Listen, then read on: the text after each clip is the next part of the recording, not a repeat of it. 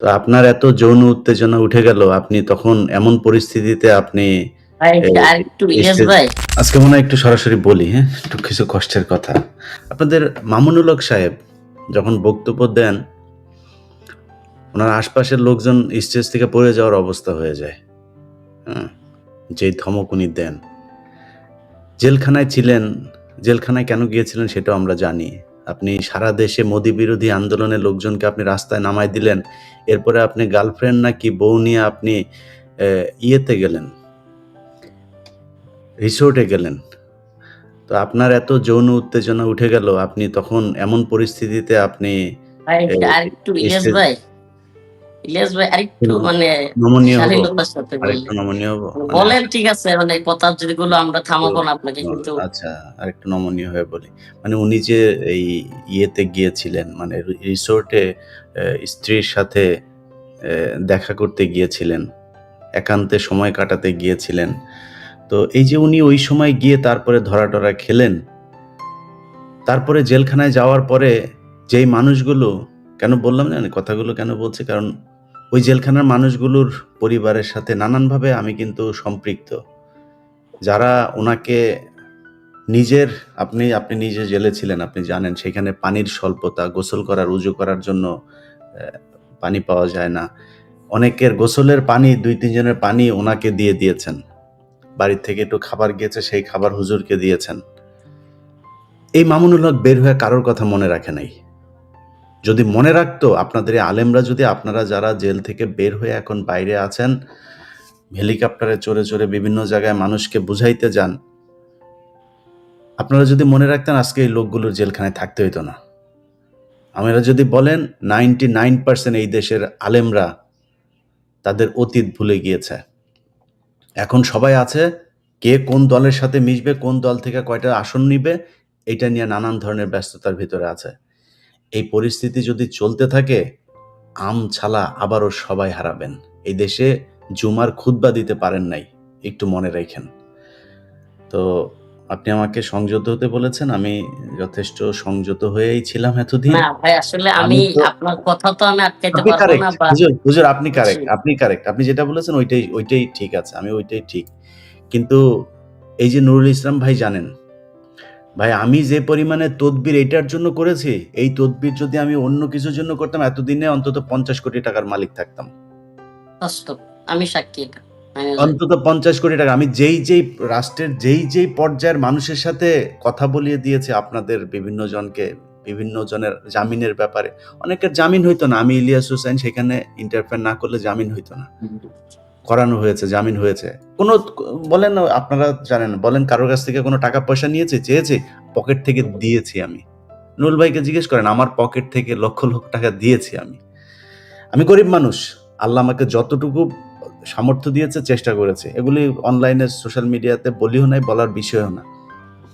কিন্তু এই দেশের আলেম সমাজের দায়িত্বটা কি? আপনাদের কারণে সেই মানুষগুলো এখনো পর্যন্ত জ্বলে। মানে জেলখানায় আছে। বিশ্বাস করেন, যদি ভুলে যেতে পারতাম, এগুলো নিয়ে যদি খারাপ না লাগতো, আপনারা কেউ যদি এ এই মানে না করতেন, তাইলে এই এগুলিতে যাইতাম না। এখন খারাপ লাগে, আমার খারাপ লাগে, এখন কি করব? অনেক মানুষ, এই যে আপনারা ৩ জন দাড়ি টুপিওয়ালা মানুষ আছেন না? আমি যেখানে বসে আছি, এখানে বসে আপনাদেরকে নিয়ে কথা বলতেও অনেকে না করেন। ভাই আলেমদেরকে আপনি আপনার YouTube চ্যানেলে আইনা খায়া ফেলবে। আরে ভাই, আমি দুনিয়ায় ১ সেকেন্ড বাঁচতে পারব না আল্লাহ না চাইলে। কত এসব বিপদ, আল্লাহ কত বিপদ দিয়েছেন, আল্লাহ সেটা কাটিয়ে দিয়েছেন। তো এগুলি নিয়ে কেয়ারও করি না। কিন্তু কথা হইলো যে আপনি আলেম, আপনার আরেকজন আলেম সহকর্মীকে, আপনি সহযোদ্ধাকে আপনি জেলখানায় রেখে আসলেন। আপনার ইচ্ছা করেন ওই মানুষটা জেল থেকে বের হোক? যদি সত্যি হয়, আমি যেকোনো জঙ্গিবাদের বিরুদ্ধে। কেউ যদি আসলেই জঙ্গি হয়ে থাকে তার বিচার করেন। এই যে নুরুল ইসলাম ভাই কথাগুলো বলল, ভাই নতি হারিয়ে গিয়েছে সেজন্য সে জেলে। এই যে ফেনীর ঘটনা, এখন জানে যে ফেনীর ঘটনাটা এখন কোর্টে উঠলেই সেটা হয়ে যাবে। প্রতিটা ঘটনায় ম্যানুয়ালি অ্যাটর্নি জেনারেলকে বলা লাগে, উনাকে বলা লাগে, উনাকে কেন বলা লাগবে কেন রে ভাই? আপনি সেই মানুষগুলির রক্তের উপর দাঁড়িয়ে তারপরে আজকে আপনি এই চেয়ারে বসেছেন। জীবনে কোনোদিন আপনি আইন উপদেষ্টা হইতে পারতেন। জীবনে আপনি জাজ হইতে পারতেন। যেই জায়গায় আপনারা আছেন, ভুলে গেলেন। তো এইজন্য খারাপ লাগে ভাই। কিছু এই যে আমি যখন মানে আসিফ নজরুলকে নিয়ে যখন কথা বলি, এমনিতেই তো আসিফ নজরুলের বিরুদ্ধে যাই নাই। ভাই ৫ তারিখের পর থেকে বারবার তাকে বলা হয়েছে যে, "স্যার আপনি এই লোকগুলিরে ছেড়ে দেন।" আরে যেই কন্ডিশনে বলেন, যে ভাই বললেন যে কোনো কন্ডিশনে পাসপোর্ট রাখবেন, দেশে যাইতে পারবে না, এই জেলা থেকে ওই জেলায় যাইতে পারবে না, এই হাসপাতালে ভর্তি হইতে পারবে না, ওই যেই কন্ডিশন আপনার ইচ্ছা হয় এই কন্ডিশন দিয়ে আপনি জামিন দেন, তারে কোনো সমস্যা নেই। মুচলেখা লাগবে, কারোরে আপনি আটক রেখে করবেন, সমস্যা নেই, করেন, যে কোনো পদ্ধতিতে জামিন দেন। মামলাই উঠায় না, জামিন তো বহু দূরের কথা। এইভাবে চলছে এই দেশ। তো আমি ইয়ের কাছে, রফিকুল ইসলাম ভাই, আপনার কাছে, আপনি আলেমদের রিপ্রেজেন্ট করবেন আজকের এই অনুষ্ঠানে। আপনাদের আসলে মানে মানে ঘুম হয় কিনা এটা একটু জানতে চাই। إن الحمد لله نحمده ونصلي على رسوله الكريم أما بعد قال الله تبارك وتعالى في كلامه المجيد وفرقانه الحميد أعوذ بالله من الشيطان الرجيم بسم الله الرحمن الرحيم وقاتلوهم حتى لا تكون فتنة ويكون الدين كله لله صدق الله مولانا العظيم প্রিয় ভাই সাংবাদিক ইলিয়াস হোসেন, আপনাকে আন্তরিক মোবারকবাদ, ধন্যবাদ জানাই। আরো ধন্যবাদ জানাই, শুকরিয়া জ্ঞাপন করি যে আপনি আমাদেরকে কথা বলবার জন্য ডেকেছেন, আমন্ত্রণ জানিয়েছেন, সেজন্য। আমার দুই আজকের অতিথি মেহমান, তাদেরকেও অভিনন্দন। আমার ভাই আসিফ আদনান এবং আব্দুল্লাহ বিন নুরুল ইসলাম সাহেব, ওনাকেও, যারা দর্শক বৃন্দ আছেন দেখতেছেন, তাদেরকেও আন্তরিক মোবারকবাদ। দেখুন, আসলে বড় আফসোসের বিষয়, পরিতাপের বিষয়, কষ্টের বিষয় যে আজকে 5ই আগস্টের পরেও আপনার আসিফ আদনান কিংবা আবরার ভাইয়ের মতো ব্যক্তিদেরকে আজকে মামলায় জড়ানো হচ্ছে। এই মানুষগুলো কারা? আমি যদি বলি এই মানুষগুলো কারা, বাংলাদেশে আলেম বা ইসলামপন্থীদের মধ্যে একেবারে কয়েকটা হাতে গোনা কয়েকটা নাম বললে যে মানুষগুলো আওয়ামী লীগ সরকারের বিরুদ্ধে প্রাণপণ রাজপথে লড়াই করেছে, একেবারে সামনের সারিতে ছিল যারা, এবং আওয়ামী লীগের হিট লিস্টে ছিল যারা, এই সমস্ত মানুষগুলোর মধ্যে এই দুইজন মানুষ অন্যতম। আরেকজনও যিনি আছেন, যার নামে মামলা দেওয়া হয়েছে, জাকারিয়া মাসুদ ভাই সম্ভবত, তো উনিও সরকার বিরোধী লোক, আওয়ামী বিরোধী লোক। কিন্তু আসিফ আদনান ভাই এবং আবরার ভাইয়ের কথা আমি একেবারে সুনির্দিষ্ট বলতে পারি যে আসিফ আদনান ভাই এই আন্দোলনে স্বতঃস্ফূর্তভাবে ছিলেন। এরপরে আবরার ভাই স্বতঃস্ফূর্তভাবে আওয়ামী লীগ বিরোধী আন্দোলনে ছিলেন, স্বৈরাচার পতনের আন্দোলনে বড় ভূমিকা রেখেছেন এই মানুষগুলো। তো এই মানুষগুলো এখন 2025 সালে 5ই আগস্টের পরে জঙ্গিবাদী মামলা, কি আশ্চর্য কথাবার্তা। মানে একটা বিষয় দেখেন, মানে এদেশে জঙ্গিবাদ এই টার্ম বা এই ট্যাগটা দিয়া আপনার এক ধরনের নেম কিলিং যেটাকে বলে, মানে নির্দ্বিধায় হত্যা করতে পারো, নির্দ্বিধায় তুমি জেলে পড়তে পারো, মানে এই ট্যাগটা দিতে পারলেই সহজেই একজনকে কাবু করা যায়। কাউকে যদি থামাইতে হয় এই ট্যাগ দিয়ে দাও। এই যে হাসিনা কিংবা রয়ের যে প্ল্যানিং, এখনো সেই একই প্ল্যানিং রয়ে গেছে। এটার কারণও বলি আমি, আপনি এনএসআই বলেন, ডিজিএফআই বলেন, সিটিটিসি বলেন, এটিইউ বলেন, ওই যে সেটআপটা ছিল হাসিনা আমলে, রয়ের যে সেটআপটা, এটা কিন্তু এখনো পর্যন্ত ভাঙে নাই, এখনো কিন্তু সেই সেটআপই রয়ে গেছে।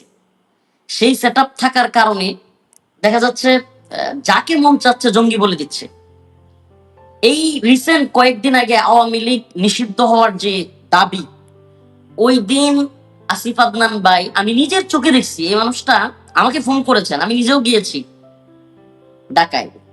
আপনার কি পরিমাণ তীব্র গরম ছিল ওই দিন, ওই তীব্র গরমের মধ্যে ফ্লোরের মধ্যে পা রাখা যায় না, এমন অবস্থা যে জুতা সহ হাঁটতে গেলেও কষ্ট হয়, এত গরম। এবং এই আপনার রাস্তাটা এত উত্তপ্ত ছিল, সেই রাস্তার মধ্যে এই শরীর সুন্দর মানুষ, এবং মানে ওনারা তো আর গরম সহ্য করে গ্রামের মানুষের মতো কাজকর্ম করে অভ্যস্ত না। আমি গিয়ে দেখলাম যে গ্রামে ভিজে গেছে আসিফ আদনান ভাই, পড়ে আছে রাস্তার মধ্যে, চিৎকার করতেছে ব্যান ব্যান আওয়ামী লীগ, আওয়ামী লীগ নিষিদ্ধ করার জন্য এই অবস্থা। এবং কি যেই মানুষটা আন্দোলন করেছে স্বৈরাচারের বিরুদ্ধে, আমি আমি আমার নিজের কথা বলতেছি না, এটা হয়তো আলহামদুলিল্লাহ সবাই জানে, হাসনাত আব্দুল্লাহ নিজেও ফোন করেছেন, আমি ওনার সাথে দেখা করেছি, গিয়েছি, এরা স্বীকার করে যে হুজুর আপনি মাশাআল্লাহ অনেক সরকারের বিরুদ্ধে অনেক জুলুমের শিকার হয়েছেন, আন্দোলন করেছেন, আমাদের সাথে ছিলেন। তো আমরা যেই মানুষগুলো এই অবস্থায় ছিলাম, আজকে সেই মানুষগুলো আওয়ামী লীগ চলে গেল, কিন্তু আবার জঙ্গি মামলা। আল্লাহ না করুক আগামীকালকে আরো 2-4 জন আলেমের নামে, 10 জন আলেমের নামে যে জঙ্গিবাদী মামলা হবে না, এটার গ্যারান্টি কি? মানে এই খেলাটা, এই হাসিনা রেজিমের খেলাটা আজকে 5ই আগস্ট চলে যাওয়ার 1 বছর পরে, প্রায় 1 বছর পরে আবারও আমাদেরকে দেখতে হচ্ছে। আর কিছু কিছু বিষয় না বললেই না ভাই, আমাদের দেশে কিছু কিছু আলেম আছে বুঝছেন, এরা আল্লাহ মাফ করুক অন্য কেউ বিপদে পড়লে বা ঝামেলায় পড়লে আল্লাহ মাফ করুক এদেরকে আলেম বলতেও ভুল হয়, এরা খুশি হয়। আর ভিন্ন অঙ্গনের মানে তার মতাদর্শী না, একটু ভিন্ন মতাদর্শী, জিহাদকে ভালোবাসে, আল্লাহর পথে দিনকে বিজয়ী করার কথা বলে, দিন প্রতিষ্ঠার কথা বলে, এই সমস্ত মানুষগুলোকে আর আপনার অ্যাভয়েড করে চলে। এমনকি তার মতাদর্শের না হওয়ার কারণে, মানে মনে করেন তার দলের না হওয়ার কারণে সেও খুশি।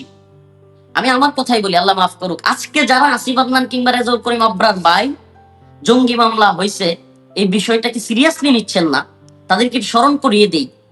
আমি ছোট মানুষ রফিকুল ইসলাম 2021 সালের মার্চ মাসের 28 তারিখ মোদি বিরোধী আন্দোলনে অ্যারেস্ট হয়েছিলাম। আমাকে 4 ঘন্টা মতিঝিল থানায় এবং পল্টন থানায় আটকে রেখে 4 ঘন্টা পর আমাকে ছেড়ে দেওয়া হয়। এর ঠিক আপনার 8 দিন পর, মানে 1 সপ্তাহ পর আবারও 6 এপ্রিল আমার বাড়ি থেকে আমাকে তুলে নিয়ে যায় র্যাব।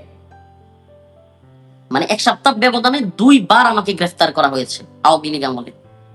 এবং কি এদেশে অনেক বড় শায়েখ মাশায়েখ, হেফাজতের অনেক বড় নেতা, জামাতের অনেক বড় নেতা বা এই সময় অনেক নেতা ছিল, তাদের মধ্যে আলেমদের মধ্যে প্রথম গ্রেফতার হয়েছিলাম আমি। তো আমি যখন গ্রেফতার হই, আমার এখনো স্পষ্ট মনে আছে, গাছা থানায় একজন সম্ভবত গোয়েন্দা সংস্থার কোনো কর্মকর্তা হবে, সে বলতেছিল হুজুর বলেন তো আপনাকে সর্বপ্রথম কেন গ্রেফতার করা হয়েছে। আমার তখন মানে একেবারে কোট করতেছি, আমার এখন স্পষ্ট মনে আছে। আমি বলছি যে মানে কেন বলেন তো, মানে আমিও কৌতূহলী বশত জবাব দিলাম, আমি জানতাম ওরা কি বলবে।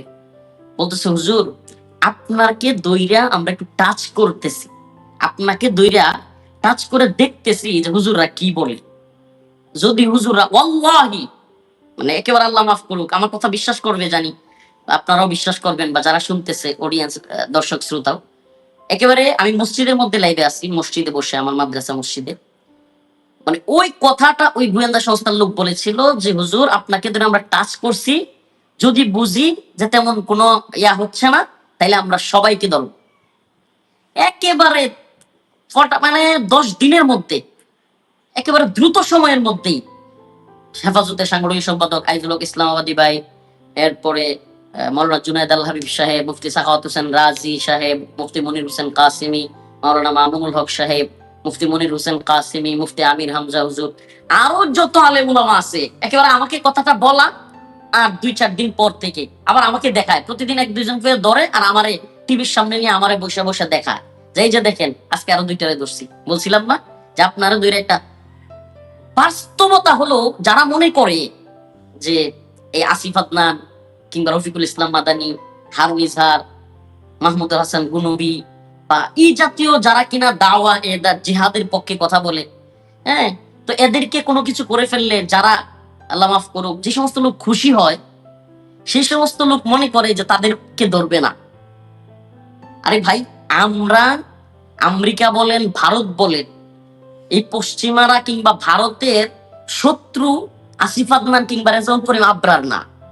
এই পশ্চিমারা এবং এই ভারতের শত্রু হলো ইসলাম, এই দাড়ি টুপি, এই ইসলামী মূল্যবোধ, এই ইসলামী শরিয়া, এটা হলো তাদের একটা বিরাট বড় শত্রু।